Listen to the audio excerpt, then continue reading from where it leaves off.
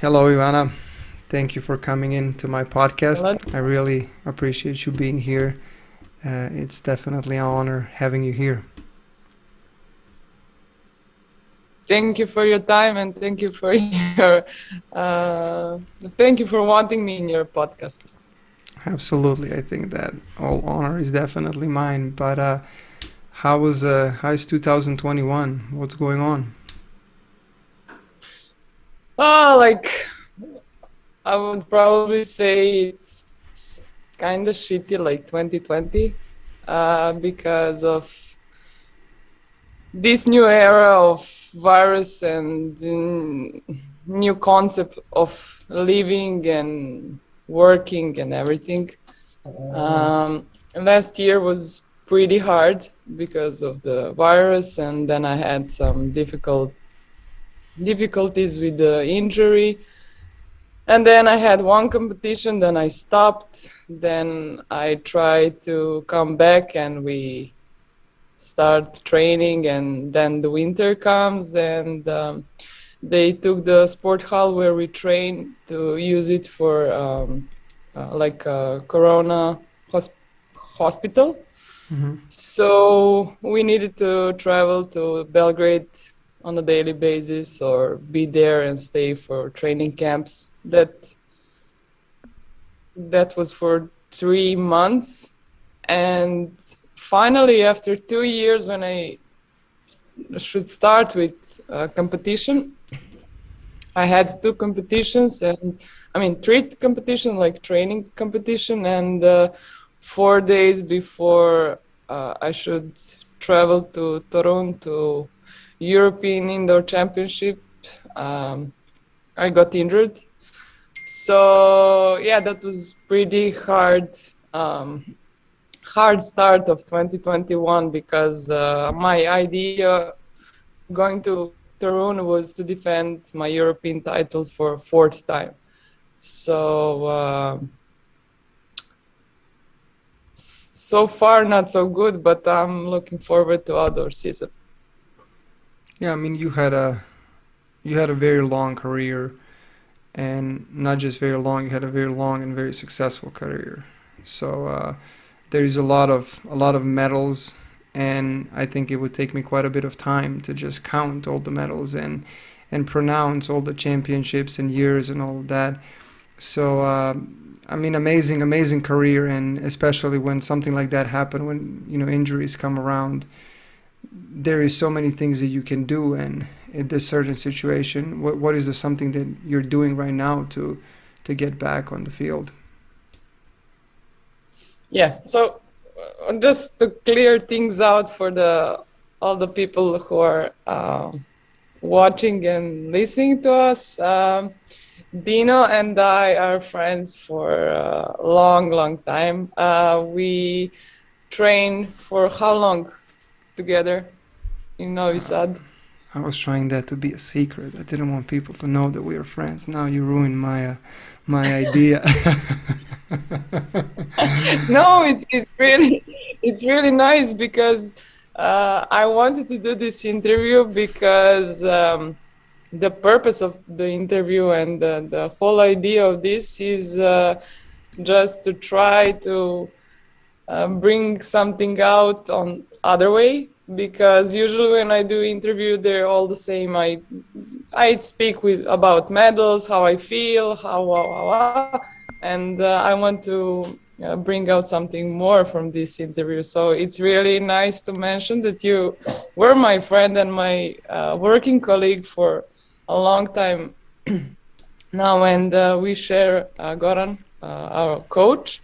Hmm. So Dino was by my side on my first day when I moved from Zrenjanin, where I was born. I That was the period of time when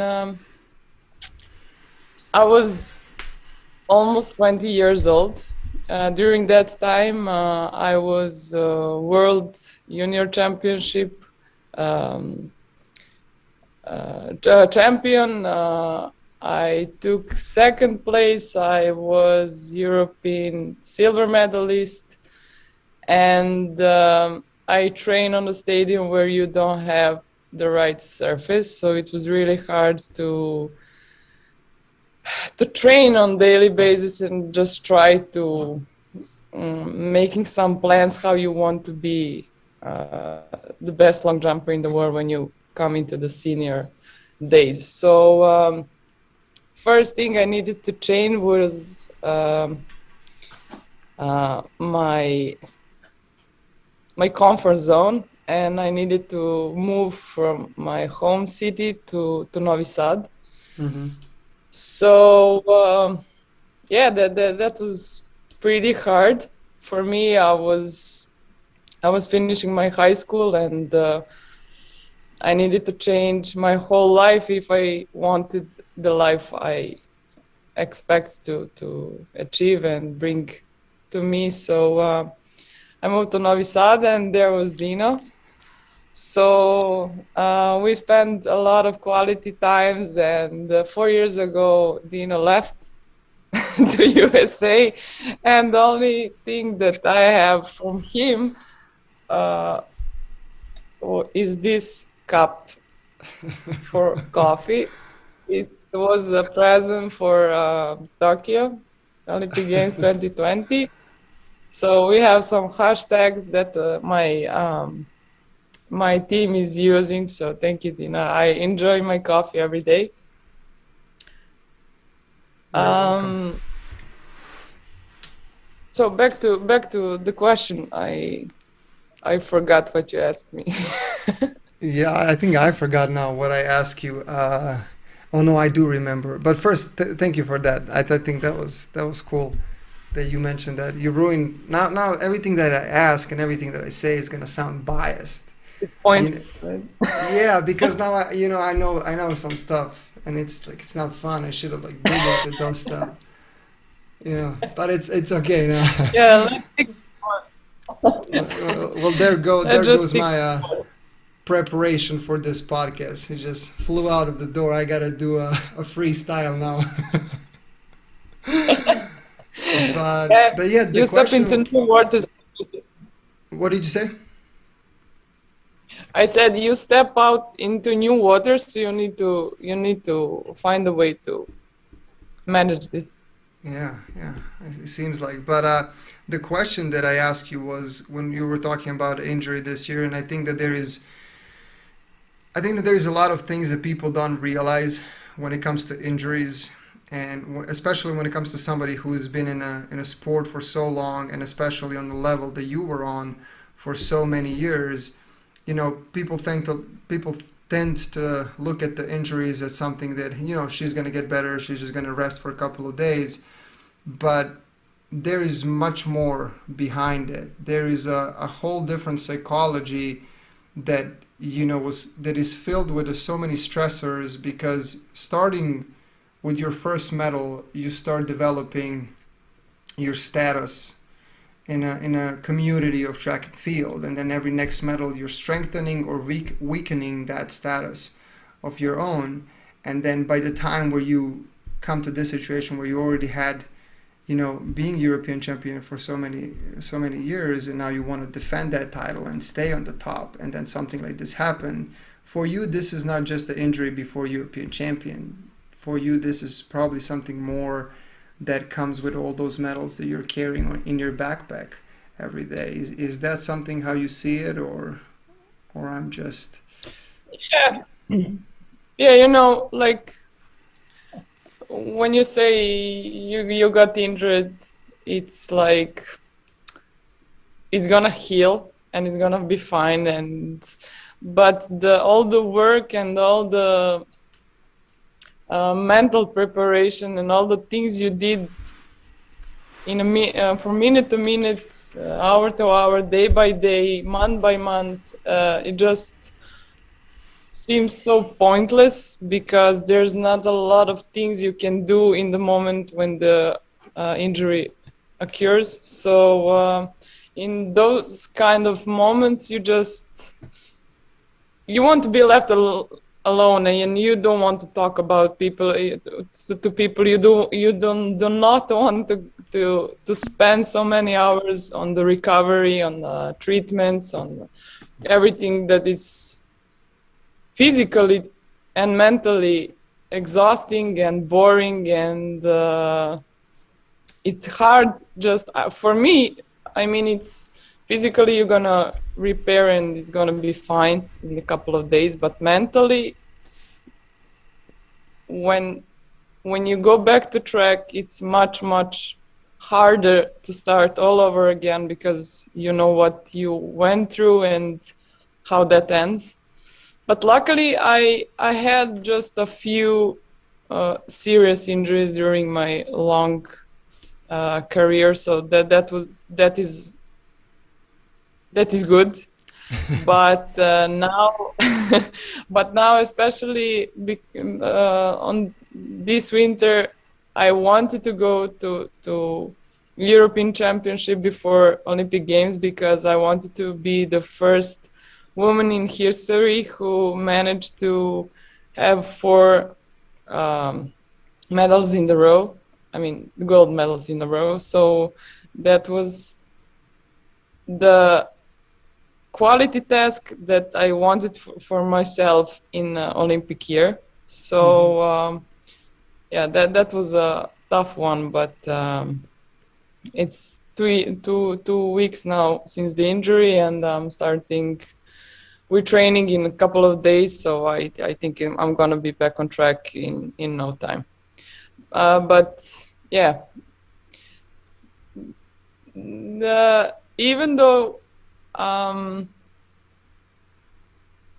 injuries are hard and you don't want them, they need to come from time to time, because body and mind get tired and they need some rest. And when you don't have something that's gonna slow you down, you will not stop. So in the end, there's some balance between the work and rest, even though when you got injured or whatever. Yeah. And then when you mention, Goran, uh, there is something great about the team that you have. If I remember correctly, I think Goran, if I make a mistake, Goran is gonna be very upset me making a mistake. But you came to train with us at that time in 2009, and I think that was the first year where you actually came. Am I right about that? In 2010, it I, was first of but April, tw- but first two of April. but 2009 after European Championship you started with us on the Yeah, fall. kind of. Yeah, yeah, you were coming in. I came to Novi Sad in 2010. Yeah, that's when you officially moved. Yeah. Okay, but yeah, I mean that team that Goran created is just something extraordinary. I'm not sure that many people realize the importance of a team. And, I have noticed that in the United States, how athletes are disconnected with their coaches. And then I go back to your career and all the athletes that Goran was coaching. That environment that you were in for so many years and everything that was going on in that, it doesn't seem real. And for people who don't know what I'm talking about you know, coffees and coffees before every workout, hanging out before every workout, after every workout. I don't think that people understand what does it mean when you wake up in the morning and you have your doctor or physical therapist, Dole, Dobrosa, our very good friend, and Goran and a couple of other people that are around, and you go get coffee before workout, and sometimes you don't talk about anything, but you just go and spend time with basically your family, and then you go work out and the mentality changes, and then you finish the workout and you go on a coffee with them again.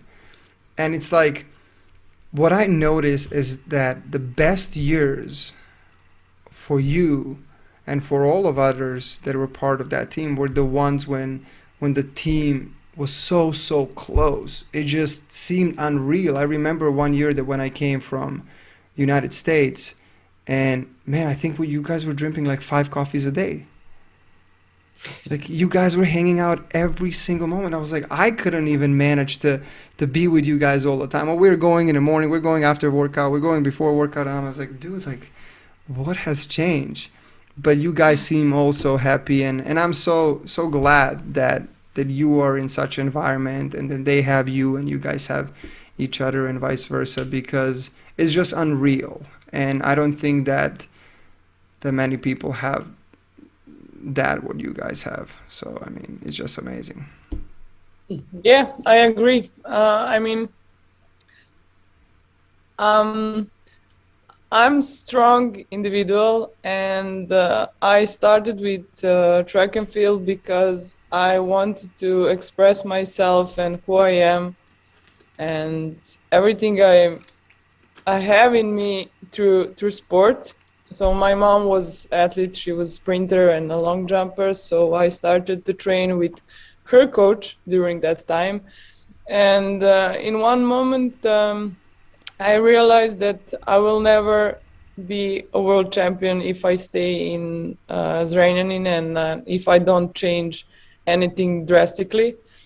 Um, I always feel comfortable doing what I like and be who I am only when I'm surrounded by people I love and trust. So moving from my comfort zone, leaving my friends and family um, on a side and moving to Novi Sad and starting a whole new life was a challenge, and I knew it's not gonna be easy, but it was just a price I needed to pay if I want to achieve my goals. So when I came to Novi Sad, I came to your group, to Goran's group, and there was a lot of athletes. I wasn't sure how I'm gonna handle all the talks during trainings, before trainings, how to train when someone is there training with me, watching me training.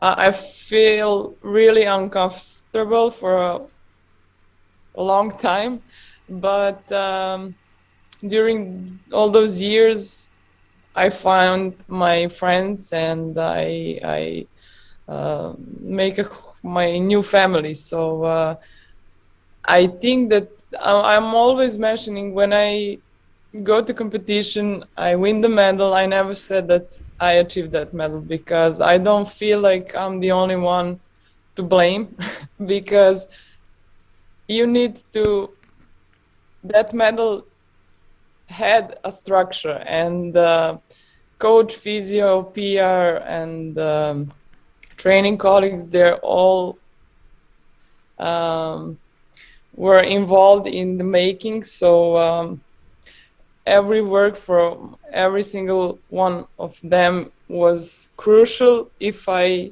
go there and win that medal, do the PB or break the national records, um, it was it was easier for me because I knew that I have always people I can count on.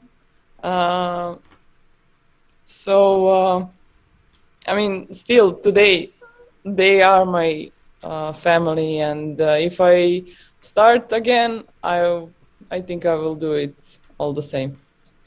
So yeah, I think that really, if the environment is toxic and people are not feeding you with right energy and they're not expecting you from you nothing except the success and that you be the best version of yourself, I think it's pointless to stick with them and just wasting time.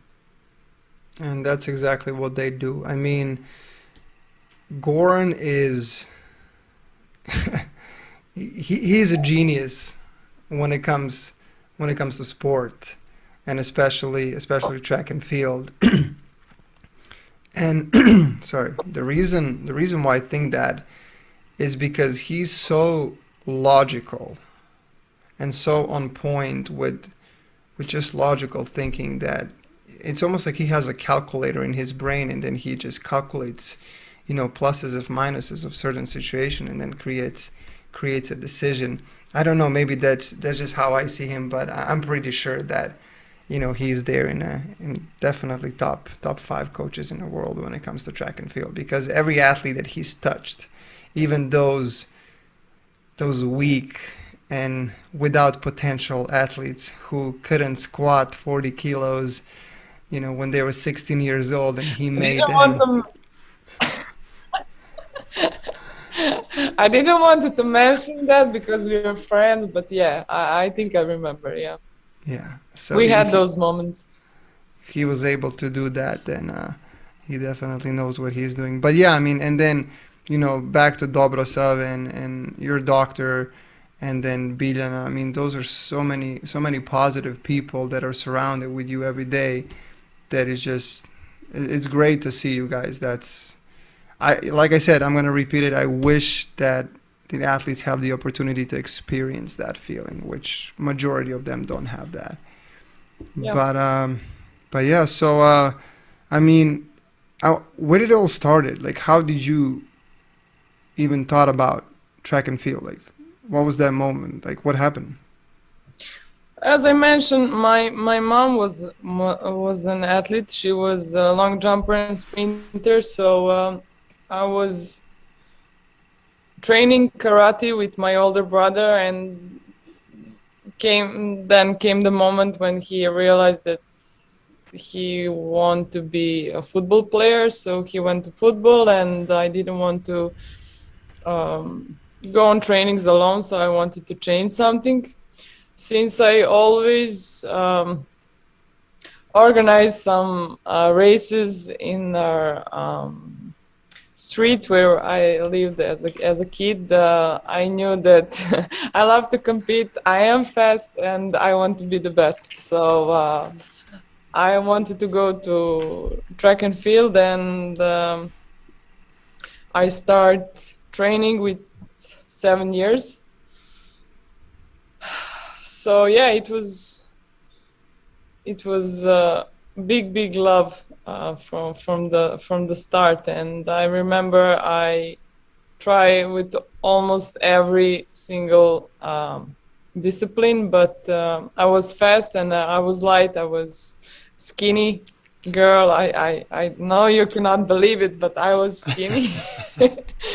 So I wanted to do the long jump and the sprint, and we found out that my speed is enough to be a long jumper. So I focused only on long jump, and so here I am. That's crazy. From such early age, doing one thing and then going all the way up to, passing the 30 limit. Good job on that. You don't look 30. But doing it for so many years, and this is actually something that you might gonna correct me, or you might gonna tell me that I'm right, but I definitely want to know your point of view. A lot of people nowadays are talking about a motivation, and there's a lot of motivational speakers, and they solely focus on a motivation. And you have to be motivated to wake up, you have to be motivated to work out, you have to be motivated to eat healthy. And this is my thought on it. Motivation is very volatile. It's like a stock market. You cannot rely on the motivation, Good point. because here's the thing, your hormonal changes are going to affect your motivation. Your nutrition habits are going to affect your motivation. Your relationships, your family, the weather, the trip that you took yesterday and you drove for 3 hours and now you have to work out, the injuries, all those things are just up and down motions of motivation. So if you rely on a motivation and you have high expectations that motivation brings you the result, what if you catch it at the bottom? Then you look at your results at the bottom when motivation was very low, and that's not something you want to see. So when I listen to these motivational speakers, I think it's a great thing to talk about motivation, but nothing beats the good old persistence. Just nothing beats it. You know what I mean? It's like, 100%. Yeah, yeah. I mean, you can rely on a motivation in exact moment when you need to do it, only that, and after that it doesn't count. On the competition, I have 6 moments of my own expression, and that in those moments I can rely on motivation, on adrenaline, on every aspect of secondary things. But to keep on to stay focused and to stay motivated on a daily basis in every single aspect of life, you need to have plan. You need to be aware of who you are, what you want to be, and how to use all the other elements to be most productive you can be. I had difficulties to understand how things work generally, and to understand how things work, I need to understand who I am, and just to try understand my brain. And I have a crazy temper, and sometimes I cannot even handle myself, and I know that Goran and I had so many fights, so many difficult times, because I don't have patience. I want all, and I want it now. So it was pretty hard to explain a kid with 19 years or later with 20 or 21, 23, that you need to wait for competition to jump far. You need to wait exact moment to express what you feel and how you feel. And so the wake-up call for me, I think, in my career was Ostrava 2011. That was European Championship. No. It was 2007 World Championship, Junior Championship, same Ostrava. So my biggest opponent during my early career was Daria Klishina. Mm-hmm. So I always say her name and mention her with great respect, because I was, from this point of view, I was so lucky to have someone like her, because she was, I always feel like she was second me. I mean, that we are completely the same, and so that didn't allow me one moment to relax or think that I'm gonna be better, or it's gonna be easy competition, or I can eat this sweet whenever I want, or I can skip the whatever. It was pretty hard in those years to try to live the life of professional athlete, but that was the price I was willing to pay. So I was doing my best. So Pico, I went to European Championship, and I knew that I could win, and I really wanted that, my first World Championship medal. But I was leading the whole competition. So the sixth jump left. So Daria steps out. She jumped 6:47. She took first position, and I was jumping after her. So the stadium went wild. Everybody's cheering, crazy. They expect now for me that I reply on that. So instead of just go inside of me and just left everything on the side and just focus on what I need to do, because I knew that I can produce a better jump. No, I started to listen what is happening. I started to freezing. I could not control my legs. I could not control my thoughts. could not control anything. So I just went and jumped, and of course I stay on the second place. So that was, I think from that moment overnight I became a different kind of athlete. I knew that uh, I cannot live with competition with the fact that I went to the competition where I should be the best, but because of all the stupidity I did, and it was, of course, pretty normal, and the school you need to go through in that period of life just wake me up, and I knew that I need to work on my mental strength, and I need to focus on my thoughts, on my emotion. I need to find a way to control them. So competition by competition, year by year, I just realized who I was. So in Moscow, when I took the first senior medal, that was it. So I went to the competition. I realized that I'm competing against the other humans. So if they can do it, I can do it. It was just a matter of right decisions, um, right timing. And I was just waiting from competition to competition. I was just waiting for my opportunity and my moment. So first time I felt uh, had the feeling of a champion.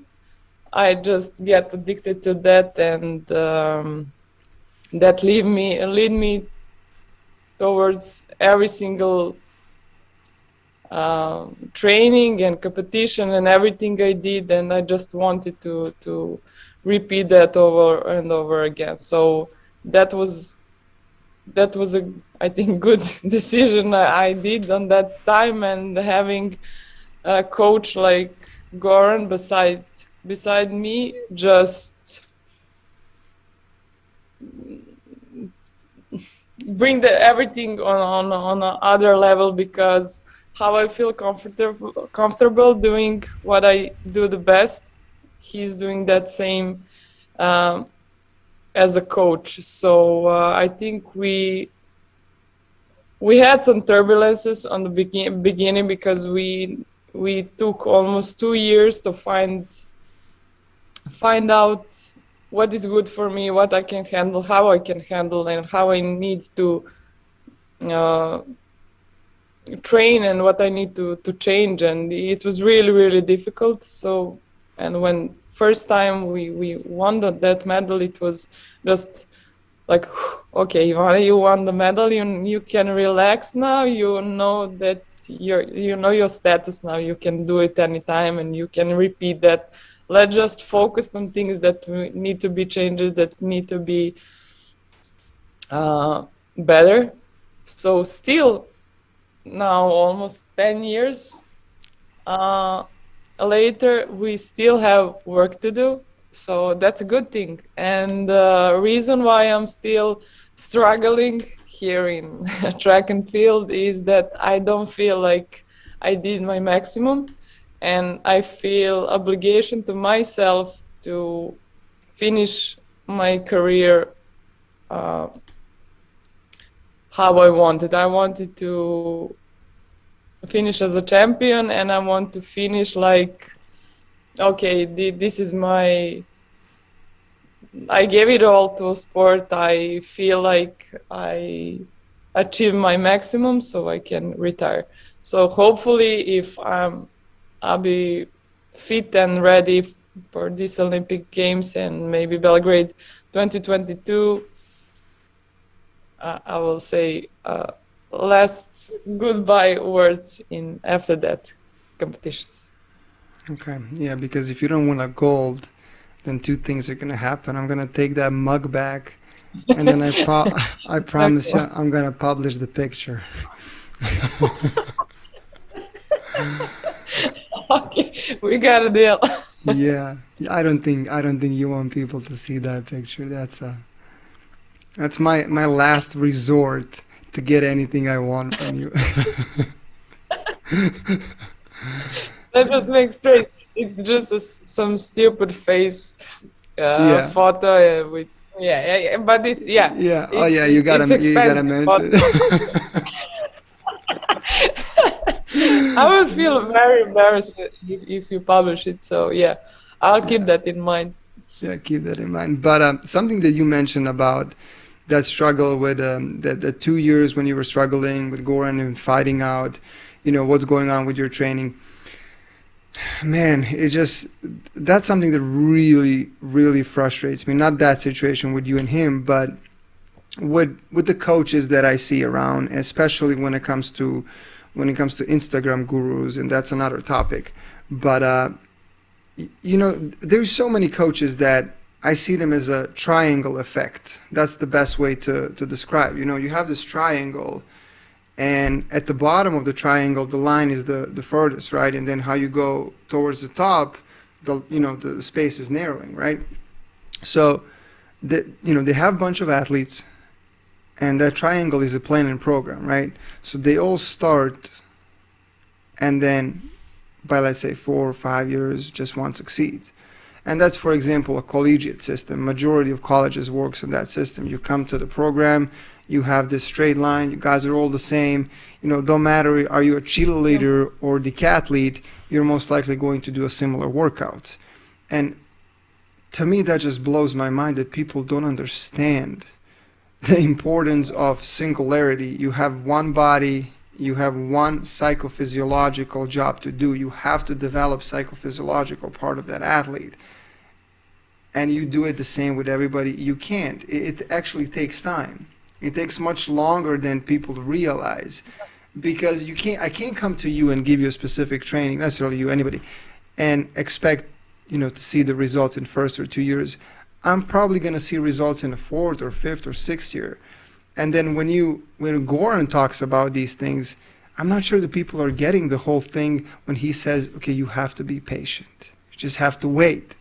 And Yeah. everybody's just freaking out. What to wait about? You have to wait. I don't know what's going on. It takes me time to actually realize. And I think that's so great about him, but I, at the same time, understand that it can be frustrating sometimes. Yeah, but I mean,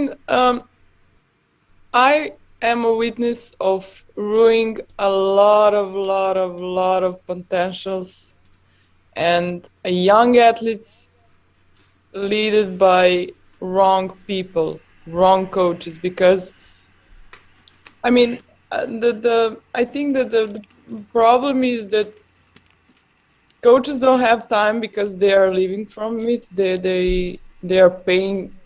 They get paid to make athletes, but you cannot change the time. You cannot make kids to pro athlete in 1 year. It's impossible. So the problem is that coaches don't have time. They don't have patience. They don't. And of course they cannot. Uh, uh, they cannot change some things, and kids, you cannot explain them that you need constructions, you need to work. Like, you cannot skip 6 grades from first to sixth or seventh grade. You just cannot jump over some steps. You need to build something if you want something to last. If you want like instant result, okay, coach is gonna do with you for 1 year, you're gonna win some medal, and the next year nobody will even remember you. So we see that all the time, and it's not something new. The problem is that system is wrong, and that the people don't have time to wait. They want instant result, they want instant whatever. It's not just about result. It's in normal life a normal thing. So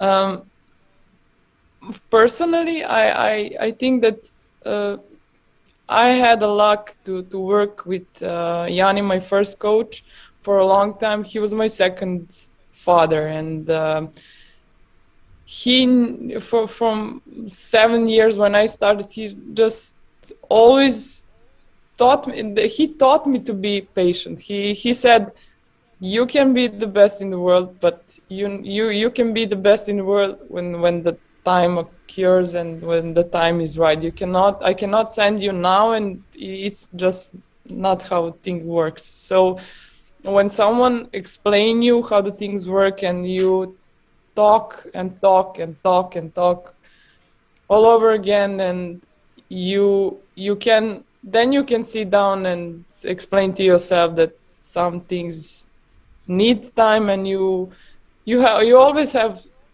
things you can work on. So is that working on your speed, on your food plan, trying to go to sleep earlier. Those are all the facts that have their impact on the in total. So working then with Goran, I had some medals as a junior, so I wanted to repeat them as a senior. So I knew the path. I knew what I need to wait and how things work. So I got patient, but it's really hard to just. I remember 2016. I had European Championship, Olympic Games, and World Indoor Championship. I have a lot of meetings of Diamond League. So when 2016 started, Goran said, whatever you do, don't spend your emotion. Only spend emotion when you win that gold, when you win that medal on the Olympic Games. So it was hard, you go to World Championship, you jump 707 PB, and no, don't be happy, don't do nothing, just go through that competition, just work, keep on working. Okay, then European Championship goes, I won the medal. No, just don't do nothing, just wait. And then Olympic Games came. I missed my jump for gold medal. I win the third place, and you're in the moment when you waited so long to express all of your emotion and your work through that tears of joy. Instead of that, we were all crying because we were really unhappy that my gold switched to bronze medal. But then again, I went to Diamond League final. I win that, so it was like compensation of the feelings. So but from this point of view, now I should just screaming and be happy like crazy during that year. But yeah, you just need some time to slow down so you can speed up when the time is right.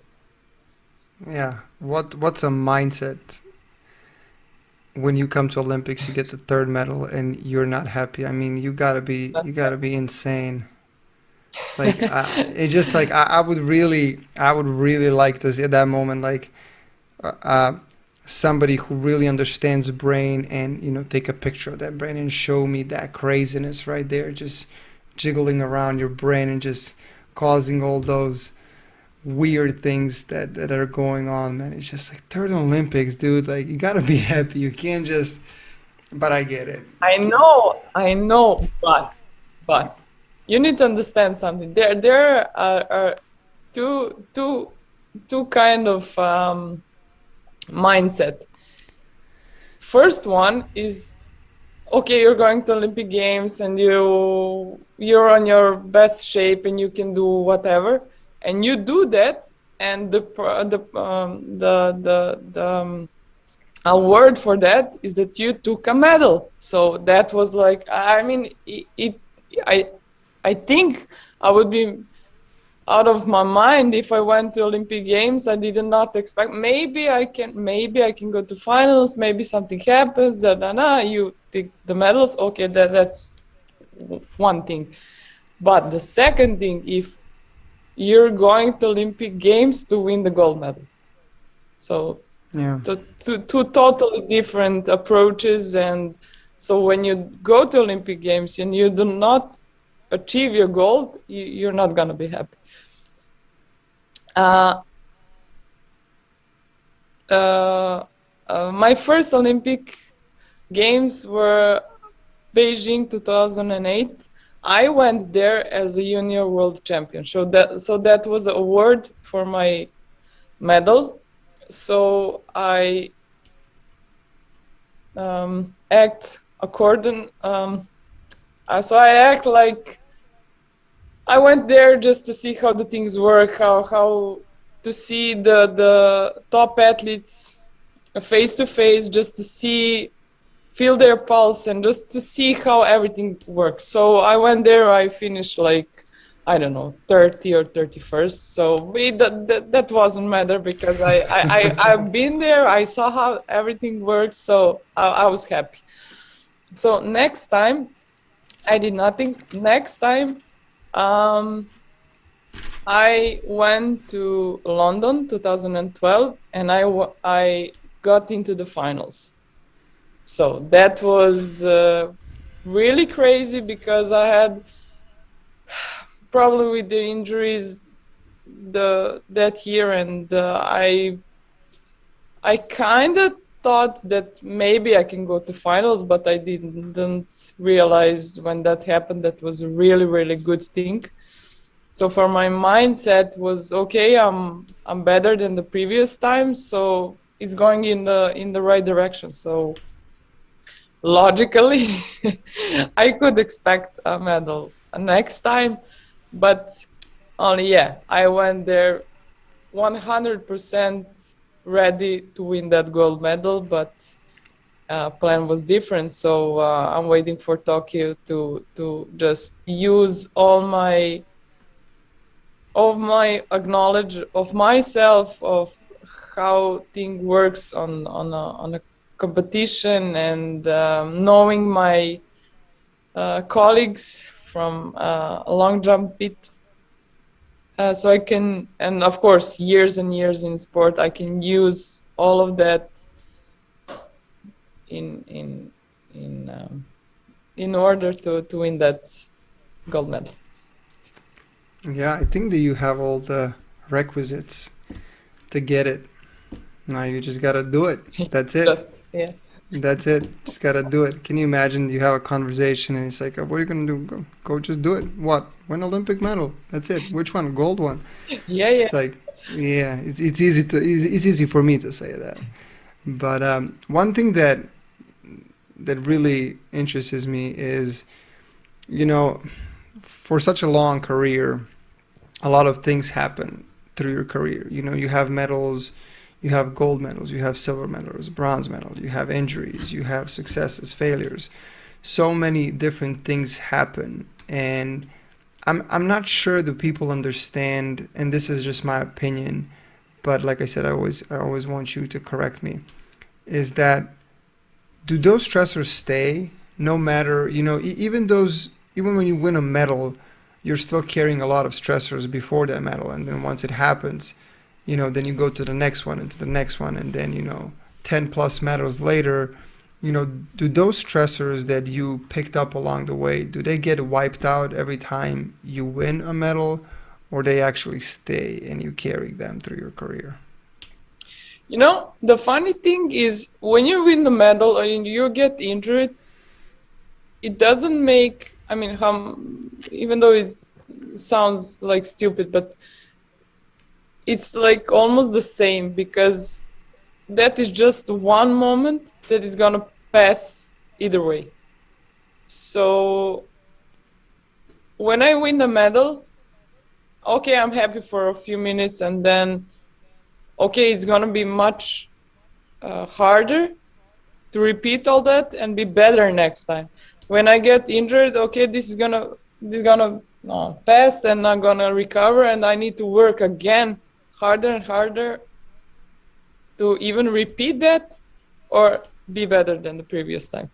So I think every single athlete during the career, he just goes from training to training, competition to competition, not even be 100% in it with his mind, because you don't have time just to focus on one thing.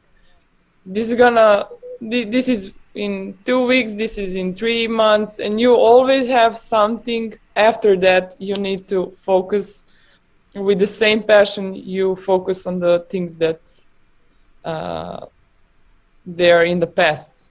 So it's just, I think that I will be much more aware of my career and all the things, all the components of that career when I finish my career, because I will have time to sit alone and just go through the pictures, go to the videos, watching that medals or just whatever. I will have time to observe that whatever in some other perspective, I think. And I think the best advice is just try not to wonder how it would be if you did something differently.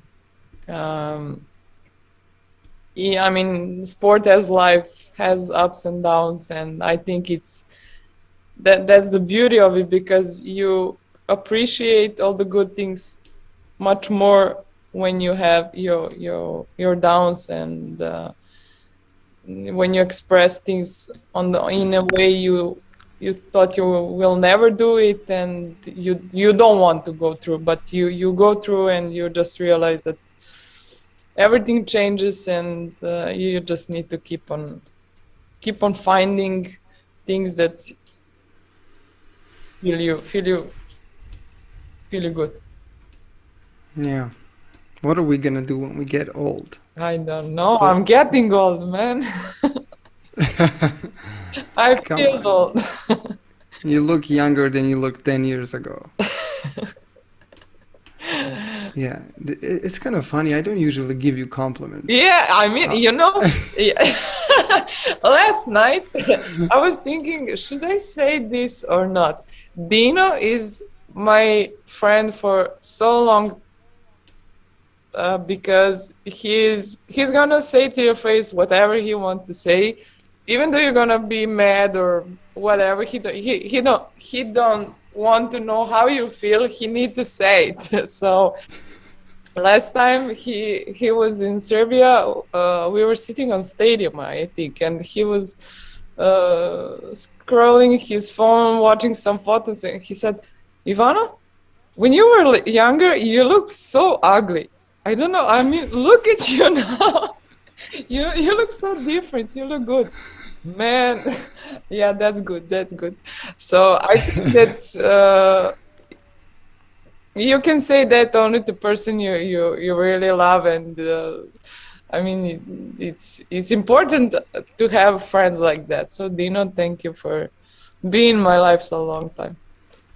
is that also a thank you for the one time, not one time, probably a couple of times when I mean, I didn't call you fat, but I said like, Ivana, did you gain some weight? And then you just get mad at me. Yeah.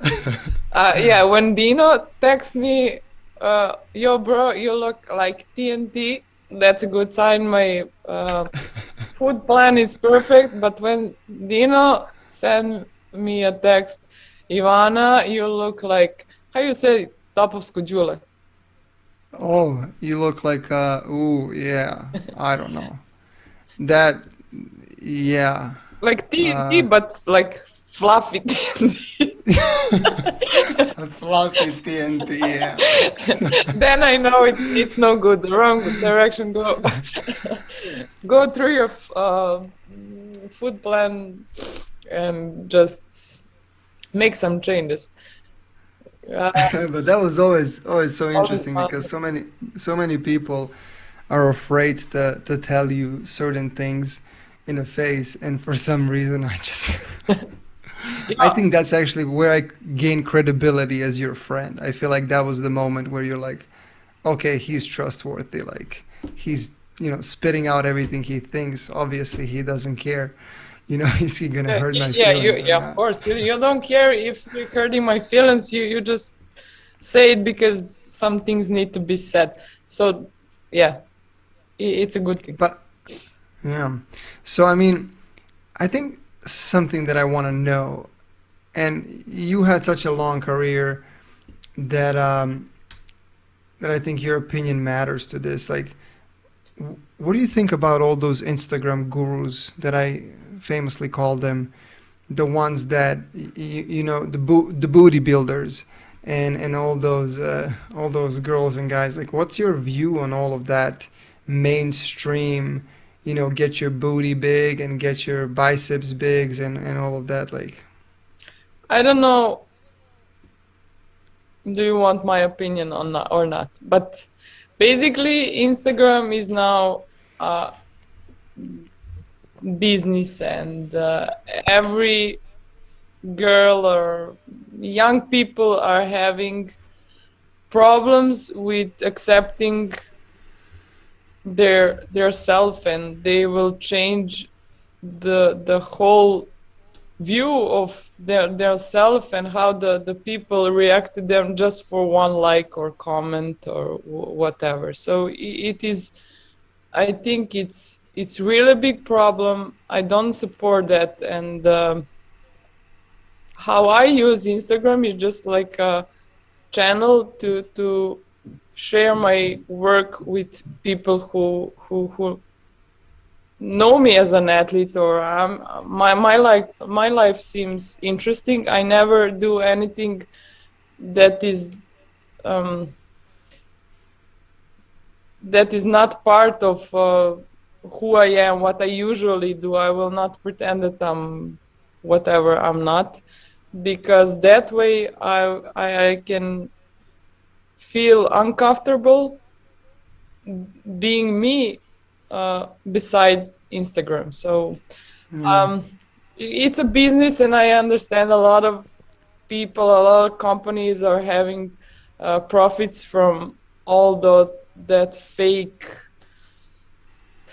I don't know how I can call it. It's fake life, and I think that the people are aware of that, but they still cannot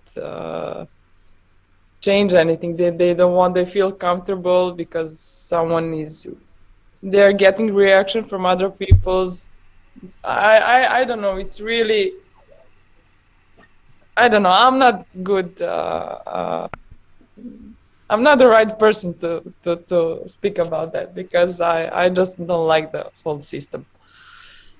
well, I'm gonna speak about the Instagram guru coaches. That's something that really, really pisses me off. I And know. Same. like, I'm so glad that your fiance is actually a personal trainer, because who best to learn from than you and Goran and Dobrosov and that whole theme when it comes to difference between professional and amateur training. I mean, he's just in a perfect spot to actually see from a first hand spot that, hey, this is how professional sport look, and this is the difference when it comes to a personal training or whatever, and how to advance personal training to the more professional level.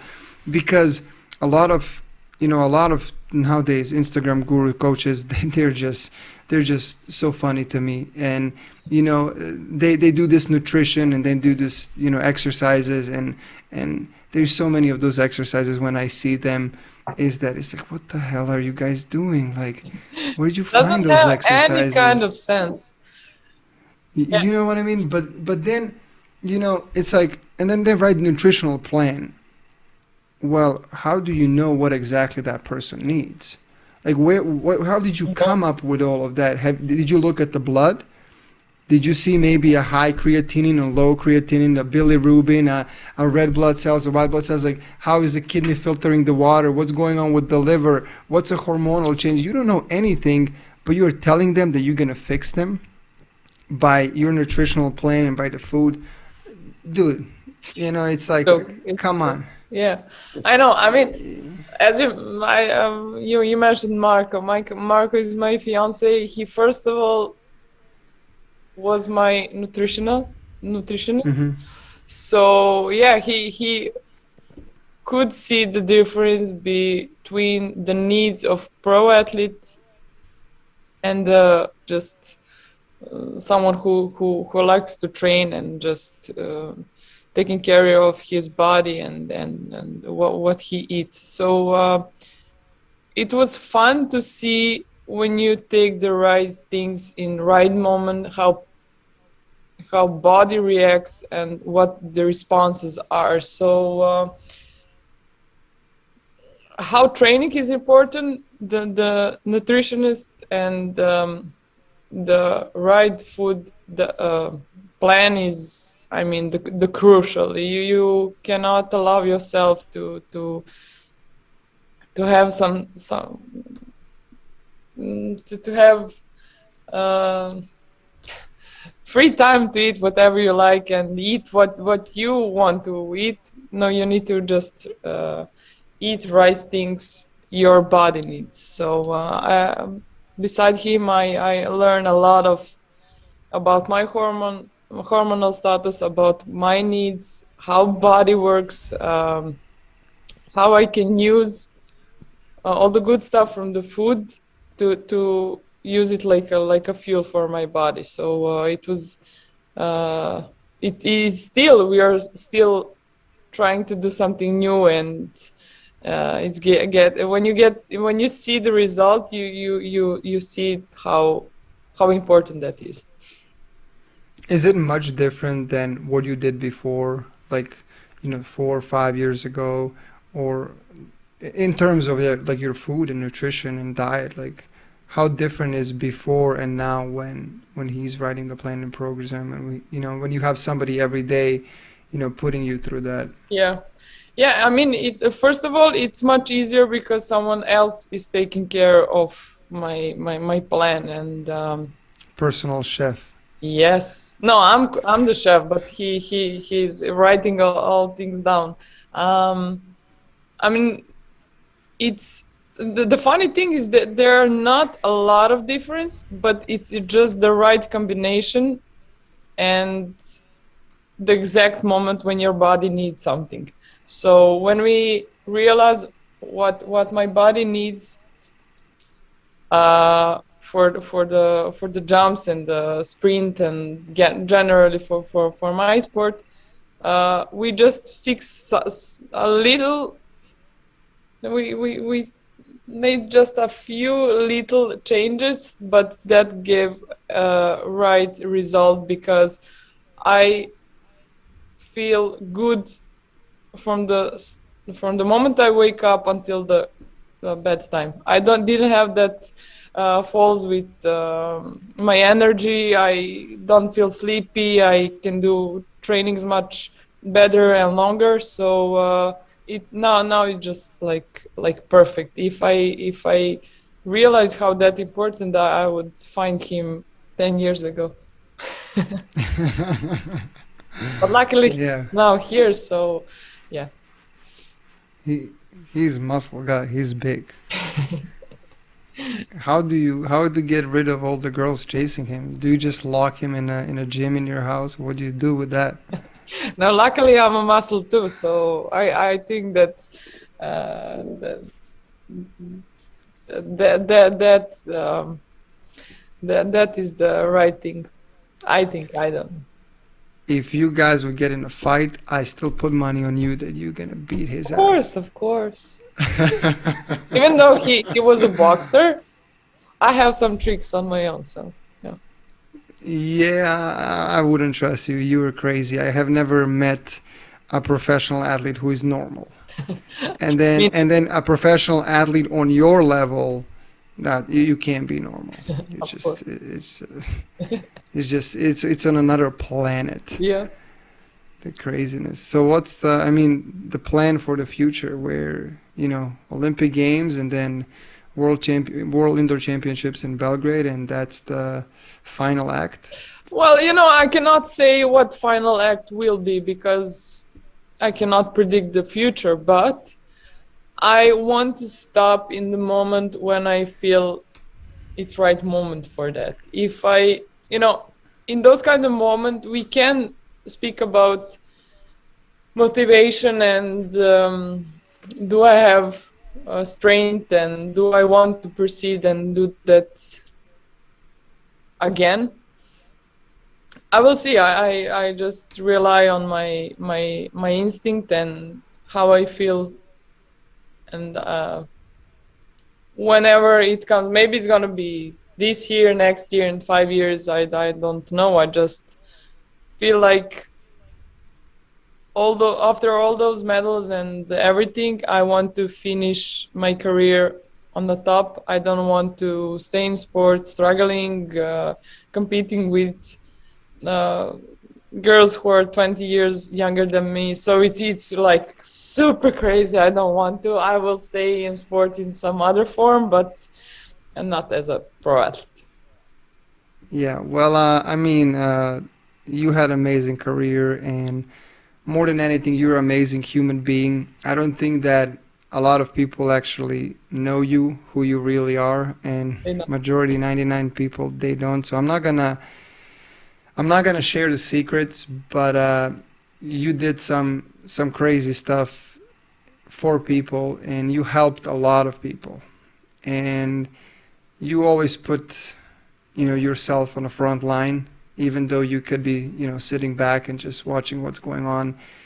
You did help me in quite a bit of situation, especially one that I will never forget, and that's something that I just love about you, and hate at the same time. That's something that is so good, but at the same time so detrimental for yourself, and who knows what would be, how good of an athlete you would even be if you were not taking care of everybody else and only focus on yourself. But somebody universe gave you that something that is so special about you that makes me just happy to be your friend now when everybody knows that we're actually friends.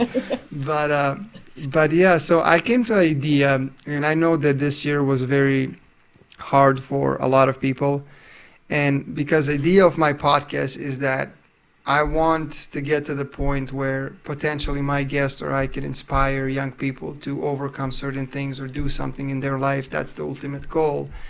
And I was thinking about previous year and this year, and I wanted to do something where we can have some people write down the comments underneath this video. Maybe we're gonna give them some other task, whatever it is. And then I would like to buy them like a set of a Nike gear, like shoes, sweatpants, sweatshirt, and we're gonna do it for, if you want to, for one female and one male, no matter of the age. We're just gonna check the sizes, and whatever comment they write, it should be something about their goal and how they're gonna do it.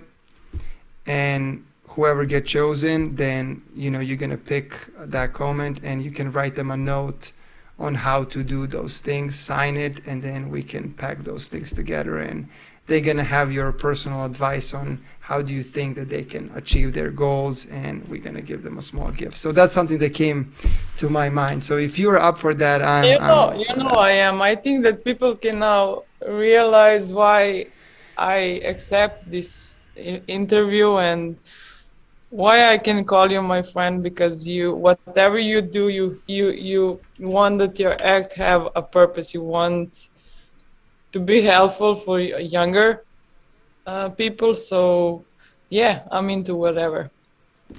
Okay. Yeah. Well, we're gonna create something, but yeah, that's awesome. Well, I know that we said that we gotta talk 45 minutes. I believe that we passed an hour, as I promised you Yeah, I that's see, gonna because I happen. need to go on therapy in 10 minutes. So Yeah. I, So let's cut this podcast. I think that it was interesting. It was super cool. yeah. Uh, we're definitely gonna practice this and do it some other time, and do it more better, and who knows what next stories are gonna bring. But definitely thank you for coming to podcast, Thank you. having chat with me. Thank you for accepting the gifts and notes for youngsters. Yeah, always. And yeah, man, thank you. Thank you. See you some other time. See you in 2 months. Yeah. Yeah, you promised Serbia, right? Okay. Yeah, see you soon. Alrighty, 3, 2, 1, cut.